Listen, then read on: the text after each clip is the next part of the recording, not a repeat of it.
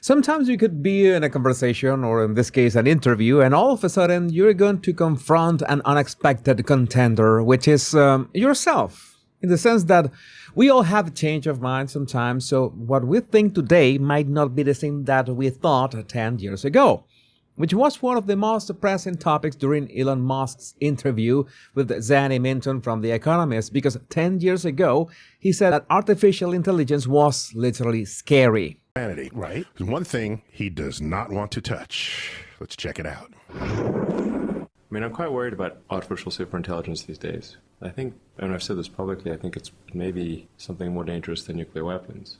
So we should be really careful about that. If there was a very deep digital superintelligence that was created that could go into rapid recursive self-improvement in a non-logarithmic way, then, that was... And it's self-learning. Yes. So like it just could reprogram itself to be smarter and iterate very quickly and do that 24 hours a day on millions of computers. Well, Then that's all she wrote. That's it. all she wrote. Okay. I mean, we will be like a pet Labrador if we're lucky. Pet. I have a pet Labrador, by the way. But right now, we can say that Elon Musk is one of the spearheads of the AI revolution. He's got this beef with Sam Altman with OpenAI, of course, which I have covered before. But besides the drama, Grok is one of the most popular frontier models right now. So the question is valid. What changed during that time? But most important, how do you address a question like that? Why did you change your mind? Is AI not dangerous anymore? So imagine that you have to answer publicly about a complete 180 that you did in a specific topic. Ready? So let's watch the first clip to see what Elon does in that case.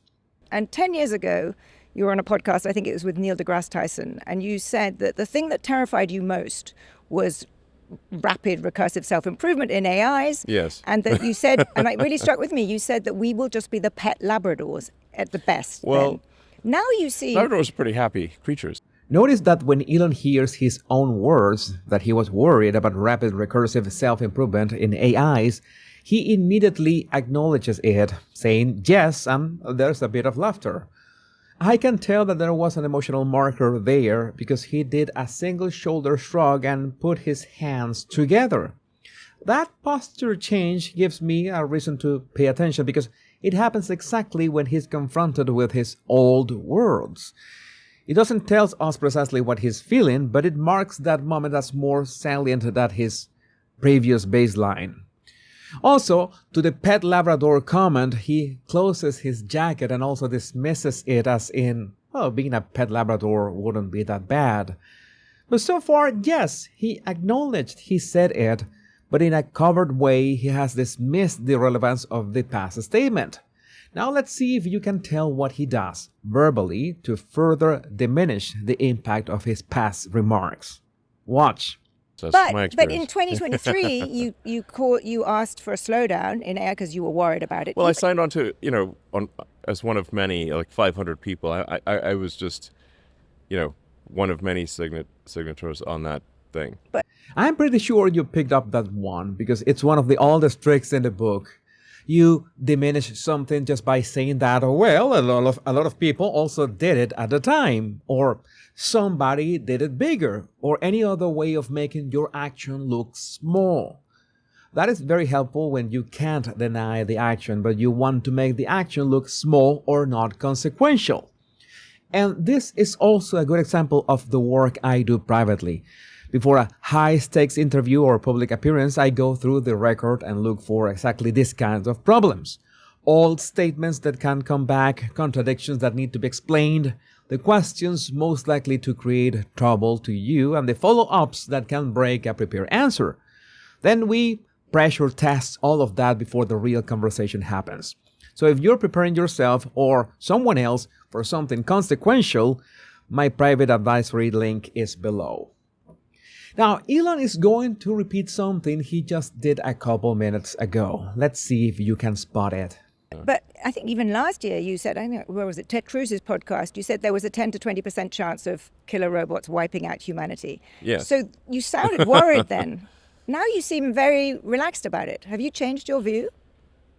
Yeah, to the 10 to 20% odds of killer robots wiping out humanity, he just says, yeah, and laughs. Only this time the hand gesture is different, as in, what can I do? Those are the odds. But so far, he knows he can't say, I never said that, because he must remember what was his stance on those previous moments. Maybe he doesn't remember the podcasts exactly, but he does know what he held, that he held those stances. Now, in the next clip, pay attention to how he frames his stance, as in, not as his stance, but something else. I still think there's risk associated with AI and robots. It's not zero. I guess I've come to my sort of philosophical conclusion is to look on the bright side. I can't see any way to really stop this incredible momentum of AI and robots, and at times I sort of think, well, perhaps even if there was a stop button, we probably shouldn't press it, because the most likely outcome is incredible abundance for all. He said two positive but very abstract things. Look at the bright side and incredible abundance for all. And also the most relevant adjective is inevitable. I mean, if something is inevitable, and I agree that the wave of AI and robots is inevitable, that subtracts a lot of weight from the supposed contradiction, because in this case, Elon would be just reacting to something that he cannot stop, and if we could stop it, maybe it would not be the best idea. So if we recap so far, we can confirm that 1, he has agreed about his past stances, and 2, he dismisses them as not a big deal, and 3, after all, we can't stop this, so might as well get the best out of it. But Zanny doesn't stop there. She really wants to know if there are still 10 to 20% of odds of killer robots in our future. Do you think there's still a 10 to 20% chance that killer robots mean the end of humanity? That's a high P-doom, as they say. Well, in the long run, we're all dead, of course. Okay, that is a funny way to dismiss the idea of the killer robots, since we are all going to die either way. But here's Elon's actual answer to the repeated question. So, I mean, according to the standard model of physics, the end of the universe is a long, boring, sort of thin, gray soup of gradual cooling. Meaning it's sort of the heat death of the universe is called. So now if the heat death of the universe is in fact the outcome for our reality, then it really is all about the journey. Because the destination is terrible. So, yeah, Elon gets a bit philosophical. Maybe this is not something that I would recommend my clients, but he essentially says, this long-winded death of the universe is going to be boring, so we might as well enjoy the journey. And I guess that enjoy the journey is saying YOLO and risking 10 to 20% of the Terminator being actually a documentary. I mean, not gonna lie, my teenage self would be happy for that. But this is a completely different strategy from the first one. Earlier, he minimized the all statement. Here, he changes the altitude of the conversation. So instead of answering the narrow question, he moves to a much larger frame where the original question becomes less important. If you had to do something like this, maybe you shouldn't talk about the death of the universe, but talk about the circumstances of the uncomfortable topic without addressing the uncomfortable topic. And it's interesting that Elon Musk is not famous for having a filter. He's usually pretty raw with his statements.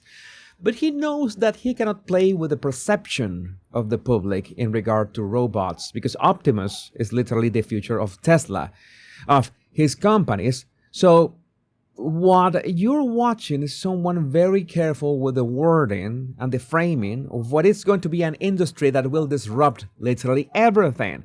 And yes, it's going to make Tesla's valuation explode. And that gives him a very strong incentive to be careful with the wording around this topic. But Zanny knows that her question has not been answered, so she asks it a third time in a very intelligent way. 10 years is not very yeah, I get that, but that could be a long way Yeah, ahead. very long way. And you're basically saying, very long way. if it's 10 to 20% in 10 years, would you go into one of your rockets if you thought there was a 10 to 20% chance of it blowing up and killing you? Yes, but but let's say you can't do anything about it. Okay. I guess the only thing we can try to do is minimize the probability of the bad outcome. Yeah, that was a nice analogy. Would you ride a rocket with a 10 to 20% odds of blowing up?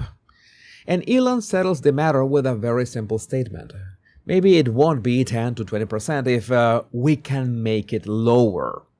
And after this, he doubles down on the fact that every road leads to the acceleration of AI, and because of that, if something is really inevitable, all we can do is, well, brace for impact and make sure that these machines we're building are aligned with humanity. I, for one, always say please and thank you every time I prompt my possible machine overlords. So, Elon has used 3 different strategies. First, acknowledge the old statement instead of denying it. Second, reduce its importance by showing that the concern was widespread. And third, move the issue from personal choice to inevitability. AI is coming anyway, so the relevant question becomes how we manage it. But let me know what you think about this in the comments. My name is Jesus Enrique Rosas. I'm the Body Language Guy. Much love and bliss.